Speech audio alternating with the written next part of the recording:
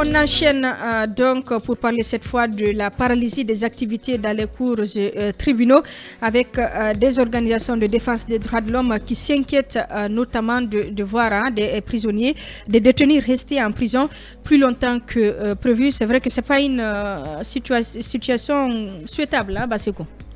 Oui, les enseignants contractuels... Pas les enseignants, je ne sais pas, il est où exactement?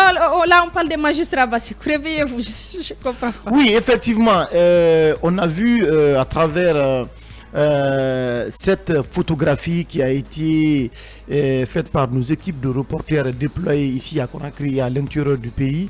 Il faut dire aujourd'hui que l'appareil judiciaire est effectivement paralysé par la grève générale qui a été déclenchée par les magistrats suite à la suspension de deux magistrats, en l'occurrence le juge qui a donc pris la décision de condamner cette dame du côté de la baie et le procureur. Et puis derrière, on a vu l'association donc des magistrats qui a sorti ce communiqué, cette sulfateuse, pour s'indigner contre tout ce qui s'est passé. Aujourd'hui, le constat est qu'il y a beaucoup de cours de tribunaux aujourd'hui qui sont effectivement affectés par cette grève. Si vous prenez du côté, par exemple, de la CRIEF, vous vous rendez compte qu'il y a plusieurs procès aujourd'hui qui ont été reportés, même l'obtention de certains documents administratifs aujourd'hui.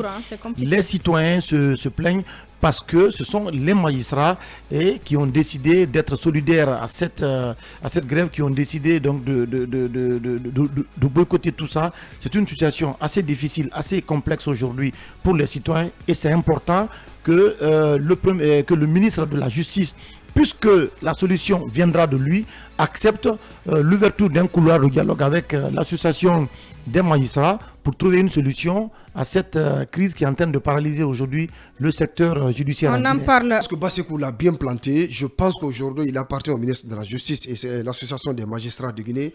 Bref, de l'ensemble des acteurs qui évoluent dans le secteur de l'appareil judiciaire, de quand même franchement aller vers un compromis pour résoudre ce problème. Sinon, imaginez par exemple que Bamola ou Ngafatou, dont le dossier était programmé pour être vraiment jugé, si en tout cas cette situation continue sur le terrain, avec les vacances judiciaires aidant, ça veut dire que ce dossier ne sera pas programmé pour être jugé. Donc il est important que le ministre Charles White et les autres acteurs qui composent l'appareil judiciaire puissent, n'est-ce pas, en tout cas, se comprendre, aller vers un dénouement de la situation pour ne pas que cela impacte les audiences. Puisque vous le savez, ce qu'on déplore en Guinée, c'est la détention prolongée. Ça, c'est une réalité. De l'autre côté, il y a le fait aujourd'hui que le process pour le jugement des personnes en détention retarde sur le terrain.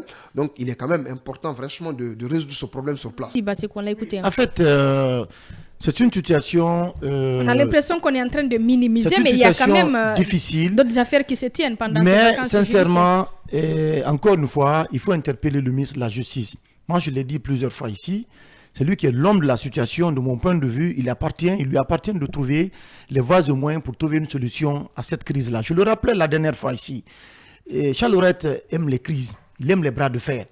Il était avec les gardes pénitentiaires ici. On se souvient que c'était un bras de fer qui allait très loin et ça a paralysé le service même de l'administration pénitentiaire, et même le procès du 28 septembre a été reporté plusieurs fois ici parce que tout simplement il a voulu rentrer dans un bras de fer. Ensuite, il y a eu les problèmes ici de Fonike Mengue et autres ici. On a vu comment les avocats, on a vu comment Charles Laurette s'est mixé aussi dans le fonctionnement un peu de ces décisions qui ont été prises. Je pense que ce n'est pas une très bonne image pour la Guinée de vivre ces séries de crises dans le secteur judiciaire à cause vraiment de la mauvaise interprétation, de l'immixtion répétée, des dysfonctionnements que nous constatons. Ce qui est en train d'être arrivé aujourd'hui, c'est un problème d'ego, parce que de l'autre côté, vous avez un Charles Laurette qui est très remonté contre Israël Pogoumou et d'autres personnes pour des raisons en fait qui ne sont pas très avouées, et ça devient un bras de fer qui ne profite aujourd'hui à personne.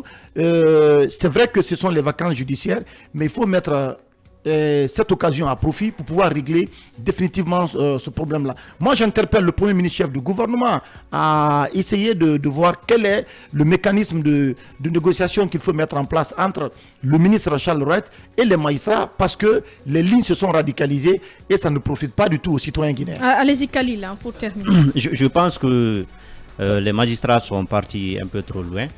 On ne devrait pas fermer les tribunaux. Les magistrats ont un devoir dans leur statut.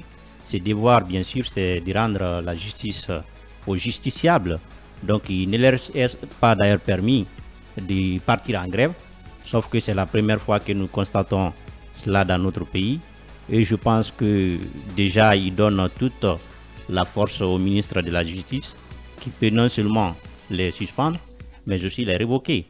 Vous savez, moi, je soutenais depuis le début. Ils n'en ont pas le droit. Ils n'en ont pas. Ils n'en ont pas le droit. C'est pourquoi le terme grève, pour moi, ça ne tient pas. On ne devrait d'ailleurs pas parler de grève. Oui, même s'il y a beaucoup. Mais ce qui est très clair, ce qui est très clair. En vertu de quelle disposition, Khalil? En vertu de leur statut au devoir de leur État. Les magistrats n'ont pas le droit aux grèves. C'est pourquoi à la grève. C'est pourquoi d'ailleurs ils n'ont pas de syndicat. C'est pourquoi c'est un secteur qui est particulier. Il a un statut particulier. Donc quand nous voyons dans notre pays que des magistrats aussi s'inscrivent dans la violation de la loi, moi je ne cautionne pas cela. Moi je pense aujourd'hui que ce qu'il y avait à faire, c'était simplement, bien sûr, de faire un communiqué, parce qu'il y a des choses aussi qu'il faut voir. Le ministre Charles Rouet, on peut tout lui reprocher, mais il a quand même le droit de suspendre un magistrat.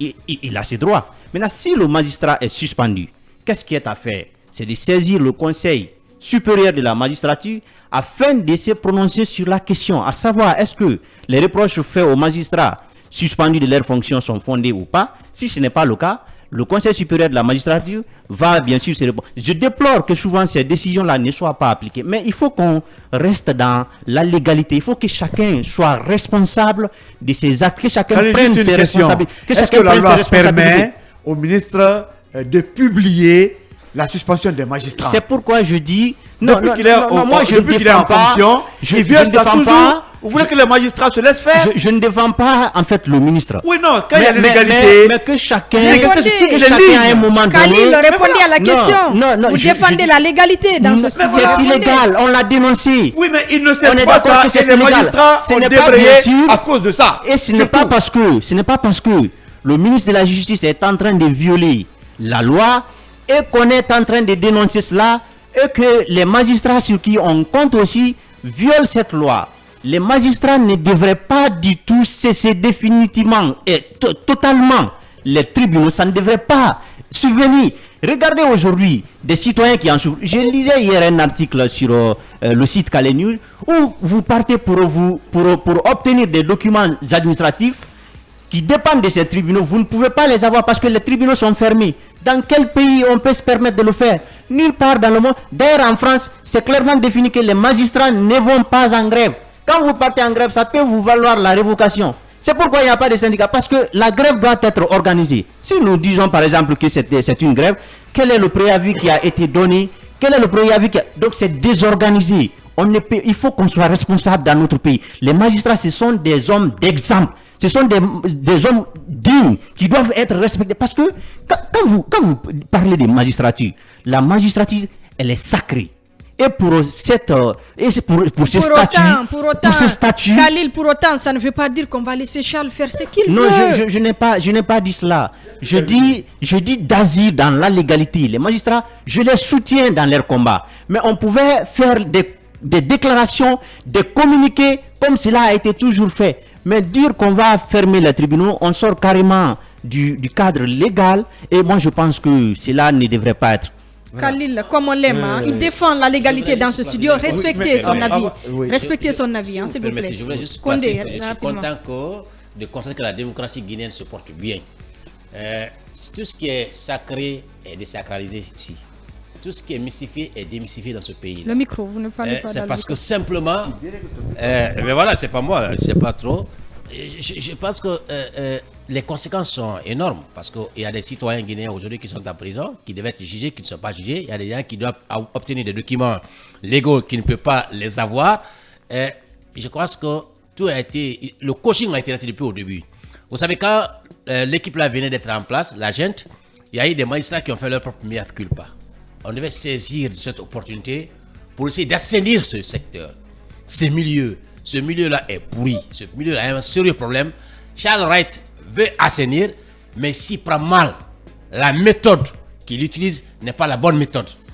Je pense qu'il aurait gagné beaucoup s'il avait essayé d'agir avec diplomatie, avec tact, pour pouvoir assainir ce secteur-là. Mais s'il fait du martyr vu, c'est-à-dire que quand un magistrat est sanctionné, on parle que c'est un secteur sacré, comme le dit Khalil. Mais en même temps, quelqu'un qui est sacré, vous le dévoilez sur la place publique, sur les réseaux sociaux. C'est-à-dire quand il y a une sanction, c'est là-bas vous le postez. Tout le monde est informé que ce magistrat-là a commis une faute professionnelle et indélicat, il est corrompu. Je pense que vous êtes en train de le terrir son image. Je pense que Charles Wright a manqué le coaching. Sinon, ce qu'il fait, on est d'accord qu'il veut assainir. On est d'accord qu'il veut mettre les gens sur des rails. Il a de la volonté, mais il a de la volonté, mais parfois, il va au-delà. Je ne suis pas d'accord que les gens débrayent pour fermer les cours de tribunaux, pour empêcher que ceux qui devaient être jugés ne soient pas jugés. Parce que quand les magistrats, ils ont le droit d'aller en congé. Il y a d'autres qui viennent pour assurer l'intérim.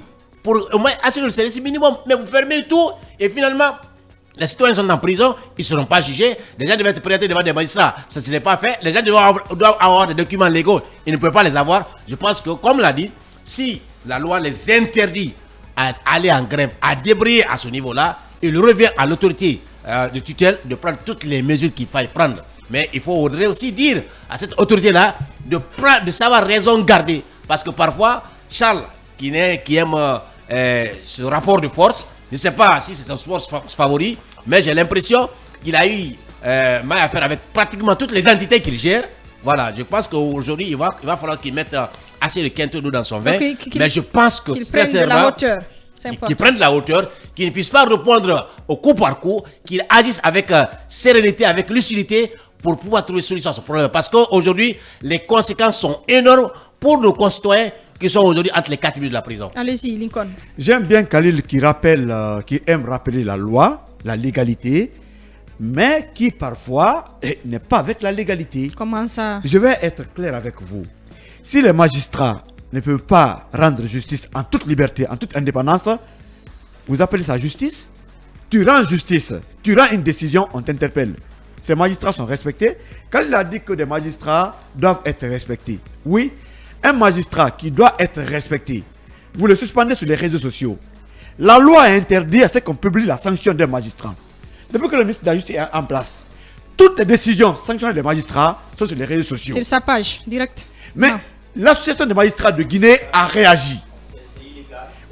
Oui, non, laisse-moi. On est contre. L'association des magistrats, combien de fois a tiré les sonnettes d'alarme sur ça? Il est en fonction depuis combien d'années? Tous les jours, les gens font des déclarations, sortent des communiqués. Mais ça ne cesse pas. Le ministre continue dans la violation des lois. Et ça dit sans aucun rappel. Vous voulez que ces magistrats se laissent faire? Pensez que Charles Wright est plus intelligent que tous les magistrats de Guinée? Alors, si Charles Wright est le meilleur des magistrats, qu'il représente tous les magistrats de les cours et tribunaux, c'est ce qui est en train de se faire. Les magistrats veulent se faire respecter. Si le ministre peut rendre la décision à leur place, ce n'est plus la peine qu'ils s'asseyent là-bas pour rendre la justice. Alors c'est pourquoi ils sont en débrayage. Quand le ministre va respecter la loi, le ministre de la Justice va de la légalité, les magistrats seront de la légalité. Il n'y a pas de fait sans cause. On est en train de condamner, c'est-à-dire de parler des effets en laissant la cause.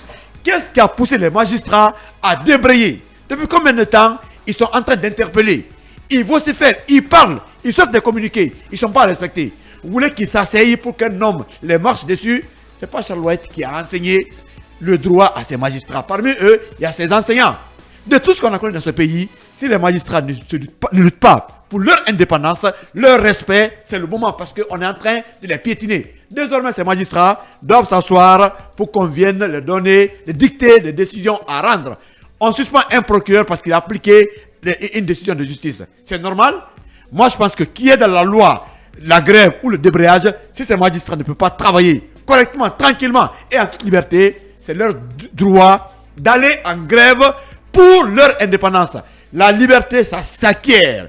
Le droit, on l'arrache. Puisque ce droit est confisqué, je crois qu'on ne parle plus de l'égalité à partir du moment où les magistrats vraiment voient aussi tous leurs droits violés. Et pourquoi pas, vous voulez qu'ils s'asseyent pour regarder un homme marcher sur eux, ça ne marchera pas. Arrêtez, n'exagérez pas. Non, 3 minutes. C'est la réalité. 3 minutes pour le grand frère Eboy, rapidement, avant de prendre notre invité. Le grand frère Nakali d'abord. Mais écoutez, Lincoln a t'écouté, moi je suis bien d'accord avec toi, respectons la loi. Et une fois de plus, je l'ai toujours dit, les hommes en robe dans notre pays, c'est un vrai problème. Il faut comprendre le comportement de notre ministre, le garde des Sceaux, Charles Roth. À le condamner, je l'ai toujours dit, il a été procureur. Il vient de ce secteur. Il connaît mieux le problème qui assaille ce secteur. Tout à l'heure, je regardais un truc sur une page d'un site. Hier, il était à Kindia, à l'école Samoria, le camp Samoria avec les élèves magistrats et les greffiers. Pour leur donner, ils ont passé une semaine de formation avec les militaires qu'on appelle la cohésion. Alors tout ça, c'est une volonté qu'il affirme.